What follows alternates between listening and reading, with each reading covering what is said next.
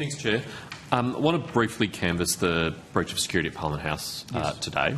The presiding officer's made some statements earlier in the chambers that 4 people have been charged with trespassing and issued with 2-year bans from the building, given where they were found and what they did.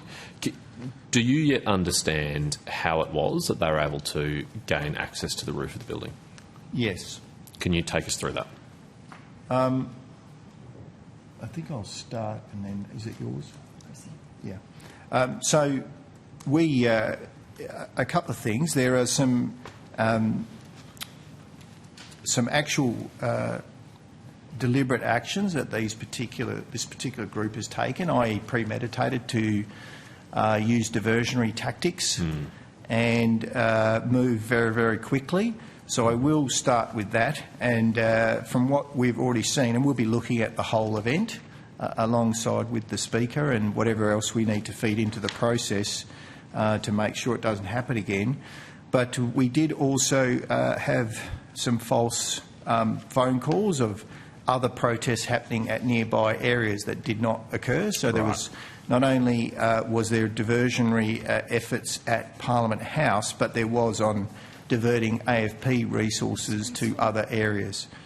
So this was quite what I would call a criminal act, hence the 4 arrests and the charges. So I'll hand over to the Deputy. Before we do, I just want to stop there. So there was a diversionary process, which was presumably the people who were inside the marble foyer. I think there was reports of gluing themselves to the floor or something like that.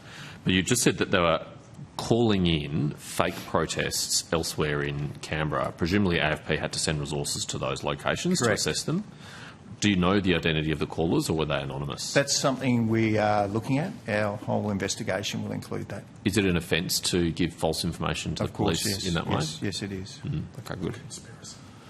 Yeah, I would just reinforce what the Commissioner has said in relation to today's response. We'll obviously be reviewing the incident, the circumstances around it, the intelligence that we had leading up to it, and the actual response. I do want to thank our members from Protection and from ACT Policing for a swift response where no one was hurt. As you are aware, 4 have been arrested by ACT Policing and will go before the courts for Commonwealth trespass offences and 24-month banning notices, as you've said. And there were also a number of others that were removed from the foyer of Parliament House after they glued themselves. So quite a challenging response for our members. But have they been charged too, the people who are gluing themselves to it? So that'll be part of our ongoing. They haven't been arrested as far as I'm aware, but it'll be part of the ongoing investigation. Okay. How did they get on the roof? Look, as I said, we will review the incident and the response. The information we have available to us is that they breached the fence that it sits on the grass either side of the house, and were able to get over that fence. It did trigger an alarm, and therefore we were obviously aware, but they were up on the roof. This is not your responsibility because you didn't build it. AFP might have been consulted by the Parliament when it was constructed, but those fences were built for the specific purpose of preventing someone from getting access to the roofs. Do you have a preliminary understanding of why that failed? So I wouldn't want to preempt the review, but certainly, as you would imagine, that will be a key part of the review. And as the Commissioner said, to ensure that we don't have a repeat incident. Yeah, I mean, $126 million of taxpayers' money was spent to build these things. They're designed to prevent people from getting on the roof. Does it appear that they've climbed over them, that they've damaged them, that they've done something physically to them to overcome them? The information I have at the moment is that they've somehow climbed over them, but again, we're reviewing footage and those sorts of things. So, as I said, that'll be a key part of the review. Yeah, okay. Are there any other offences available to charge these people with? Again, that will be part of what we're looking at. As I've already said, the trespass offences are offences that allow us to arrest and remove very quickly.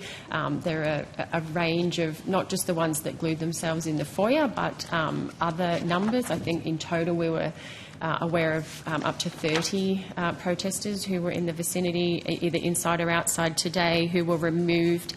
But we'll, part of our ongoing investigation will be to talk to others, review footage, those sorts of things, to see if there are other offences that we can charge and prosecute. And, of course, if there are, absolutely we will. Yeah, including if they've damaged Commonwealth property as part of Correct. their access. That could be an offence they could be charged with. Correct. Yeah. Is there anything potentially unlawful about the nature of the banners that they displayed? To cite one possible area of inquiry, the upside-down red triangle is a symbol of the Al-Qassam brigades of Hamas, which is the military wing of that listed terrorist organisation. It's been used to signify IDF targets in context of the war in Gaza. That was part of the protest imagery. Is that the possible area of inquiry? It definitely will be in relation to hate symbols and other offences that are available to us, yes. Great. Okay.